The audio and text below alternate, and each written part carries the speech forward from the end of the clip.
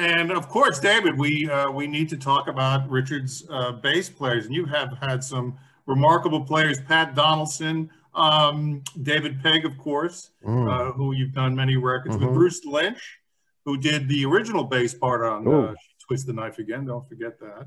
And Jerry, how about working? Tell me about working with Elvis's bass player. I mean, You, Me, Us, Mirror Blue, Rumor and Sigh, Amnesia, Daring Adventures. He did quite a few records with you. Yeah, he was. He's a wonderful player. He was Mitchell Froome's go-to bass player, for good reason. If people don't know Jerry, he was a very accomplished session player. Absolutely. From the LA session scene. In the '60s, played on things like Along Comes Mary, by the Association. But played on the Holy Mackerel album, which is a wonderful album, a bit obscure, and was in Elvis Presley's band. He kind of swapped out with Norbert Putnam Norbert Putnam. No, it was the other one. Emery Gordy swapped out with Emery Gordy, of course, another guy. So he'd be in for a few years, then Emery would do it for a few years, and they go backwards and forwards. But Jerry's just great. I mean, a really interesting, very creative player. He's one of those bass players that when the track's finished, you're humming the bass line. Forget the melody. The thing that catches your ear is the bass line. He was that good and that interesting. Would use different basses for different effects. He played down electro sometimes, but play the Fender sometimes.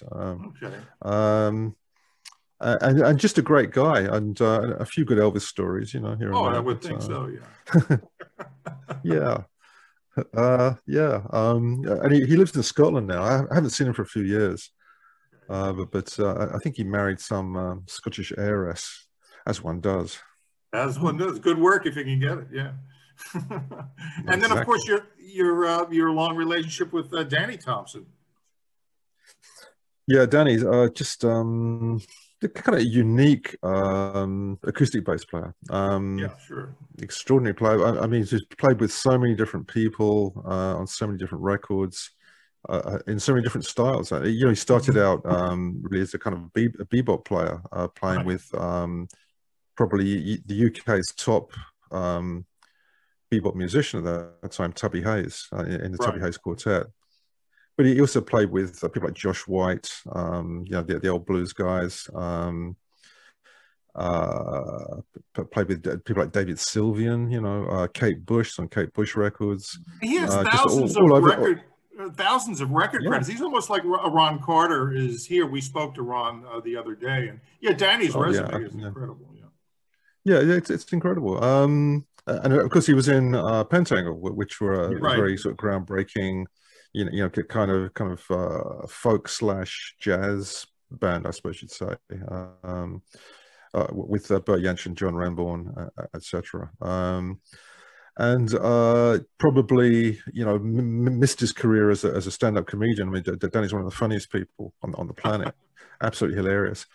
And kind of an outrageous personality, larger than life, heart the size of a planet, and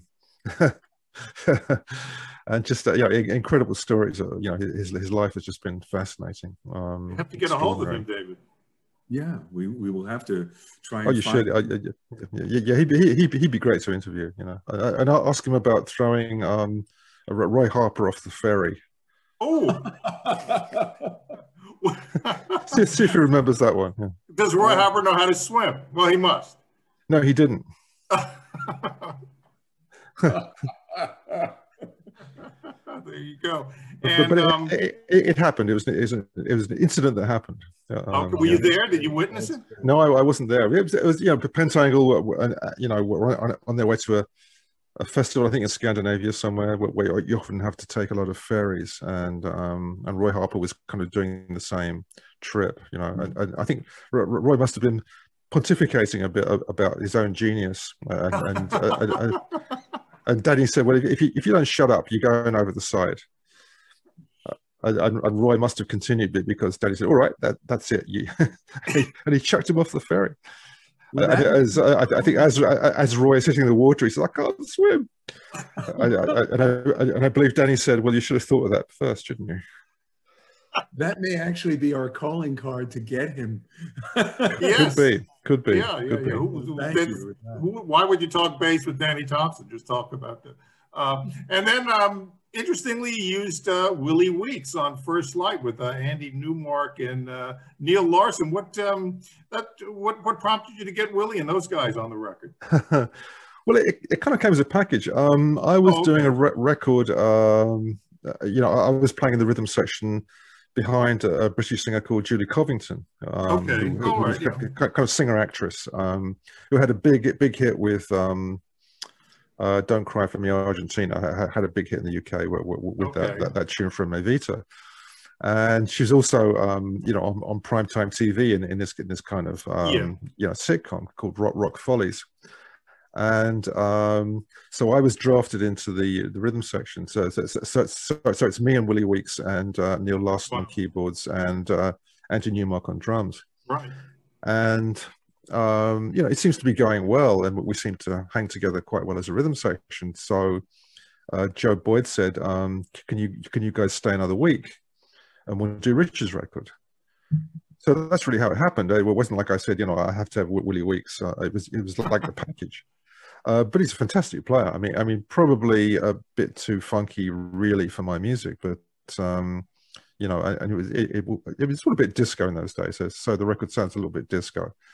But it was fun to work with those guys. It was great. Andrew Newmark said, when I spoke to him on the phone, he said, "You know the number you just dialed?" I said, "Yeah." He said, "That's the fee."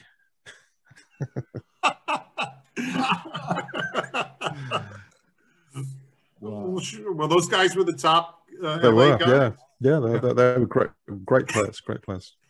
Hopefully the first number wasn't a 9. So, sorry, say again? Hopefully the first number wasn't a 9. Yeah, I don't think it was, but no, good point. And then, of course, Taras has played on many of your records as well. I think he was on, he's on Dreamatic. He's on lots of your records. Taras, a wonderful player. Taras is all about feel. Okay. And with Michael Jerome as the drummer, I just love the feel of those two guys together. It's just fantastic. Obviously, I'm very happy because they've been in my band now for 15 years plus, and I've used them on every record I can. So Taras used to play with Lucinda Williams, and right, I used to play with Dwight Yoakam. So he came more from a kind of country end of things, but he can play anything. It's just a great player. Now I know you read the Burt Whedon book, right? That was your back in the day, right? What was it? Play guitar in a day. Play in a day. Everybody read that book. Okay. But if you asked, Jimmy Page or something, Eric Clapton, all these people, how did you get started? They'd say, play in a day. And you could play in a day. It's a very clever little book. Yeah. That really kind of encouraged you in small steps and gave you confidence. Okay. And you could actually achieve, like in a day, you could achieve in a week, like you're halfway through the thing, and probably in a month you finish that and you've moved on to something else. You're already in the charts by the time you finish the book. It's and it was written by this really kind of square, hokey guy, Burt Whedon, who was just is on variety shows, but playing the guitar, the squarest guy you can imagine. Well, he's so square, he's cool, because I see he's parodied on a lot of British television. Oh, is he? Well, he deserves it. Yeah. But another topic David and I get into is music education. David studied at Berkeley. I went to University of Miami. Are you the type of band leader that kind of gives his rhythm section specific directions, or do you just hire guys because, like you said, their feel and what they bring to the table? Well, I think it's a bit of both. I think I tend to send demos out to the band. Okay. and then they come back, sometimes with other ideas. Okay. So, and I don't impose myself too much on them. So sometimes I'll say, well, that this is getting away from what I thought it should be. But other times I'm usually happy for their contribution. There was a classic case, I think 2 albums ago, or was it the last album, where I sent a demo that I thought was in 3/4. Okay. And they came back playing it starting on beat 2 in 6/8. And having learned it that way, that they were unable to hear it any other way. So I said, okay, you keep doing what you're doing. I'll do what I'm doing. And I think it will mesh together. So it's got this weird rhythm.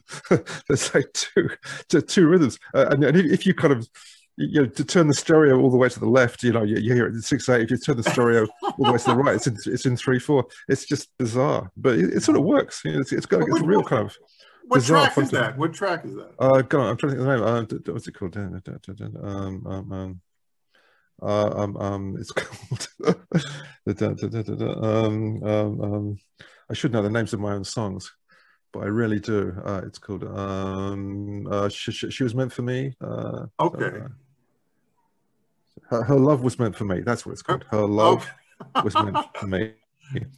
And it might be on the most recent record now. I think about it. I think it's on 13 Rivers. Yeah. All right. Okay. I'll have to check that out. All right. But it's in 2 rhythms at the same time.